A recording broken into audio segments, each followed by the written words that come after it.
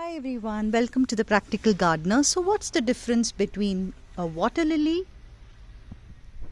and a lotus?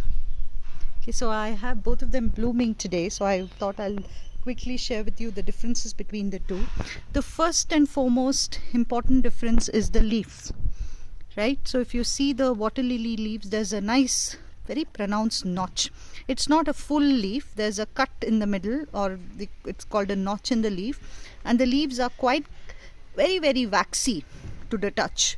Same thing with the petals. Petals are also pretty waxy, very beautiful yellow water lily here. Versus on the lotus, the leaves are fully round, okay, and the leaves pop up outside. The texture is quite papery, okay, of the leaves, unlike the waxy structure of the water lilies. And same thing with the petals as well. They are quite papery to the touch, okay, very whimsical and flimsy on the lotus. Okay.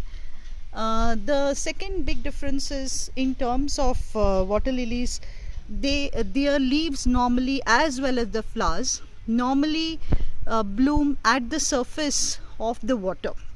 The exception is tropical water lilies, which this is, wherein the blooms can pop up a little bit above the water.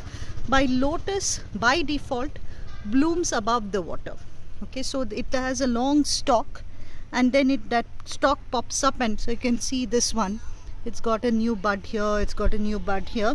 All of these are above the water. Okay.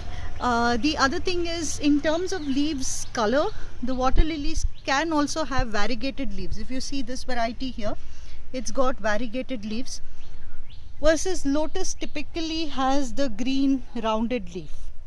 Okay, and when the leaves wilt as well, or rather the bloom wilts as well, the water lily blooms just fold, wilt, and then fall into the water, versus the lotus blooms, the petals kind of fall off, but then the center seed pod kind of continues to grow, and you can actually grow new lotus plants from those seeds. Okay, so not too many differences, but both are beautiful, but these are typical differences. And then tubers, typically lotus is grown from tubers, versus with water lilies you can even grow it from your split or propagation of the roots.